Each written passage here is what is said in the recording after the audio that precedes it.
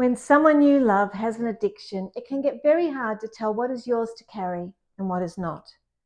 You may know logically that you didn't cause it, and you may know you can't control it, and you even know you can't recover for them.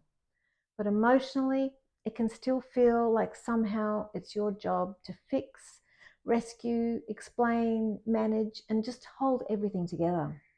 And that's exhausting. Addiction just doesn't affect the person using. It affects everyone close to them.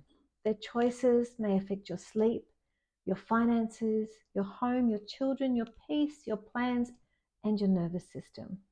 So this is not about pretending their addiction has nothing to do with you. It does.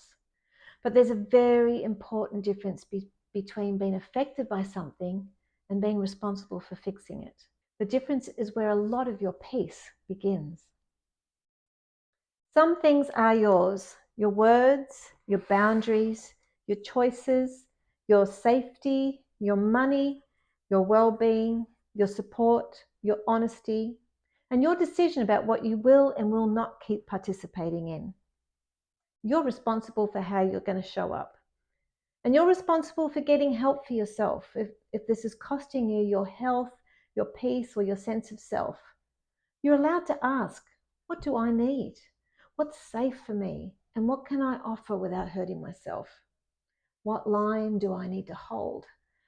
And those are not selfish questions. They're grown-up questions. And some things are not yours.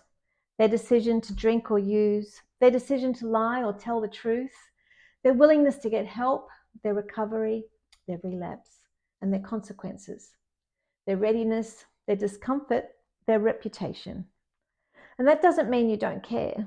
Of course you care, but caring doesn't mean controlling. Loving them does not mean carrying the full weight of their life.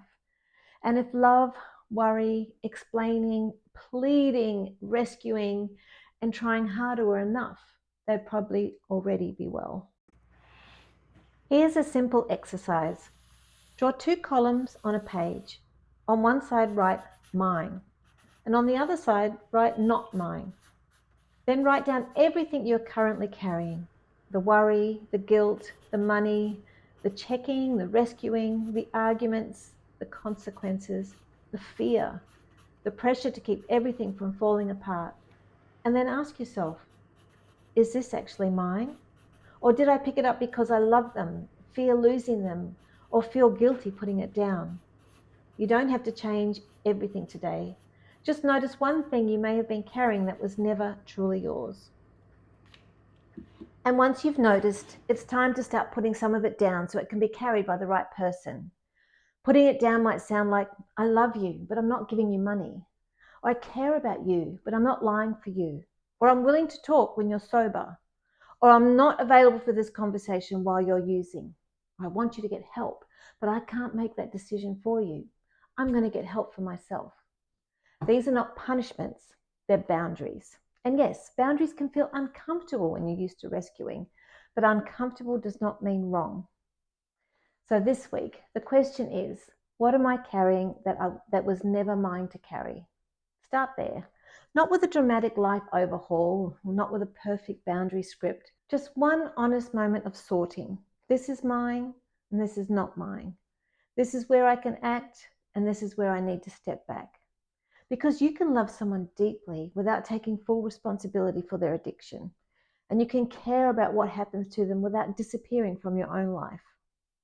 If this is something you're trying to untangle, this is the kind of work we do inside the Anchored and Rising Circle. It's a space for women who love someone with an addiction and are learning how to stay steadier, clearer, and more connected to themselves. There's a 7-day free trial available now. You don't have to carry this alone. I hope today's video has been useful. See you in the next video. Bye.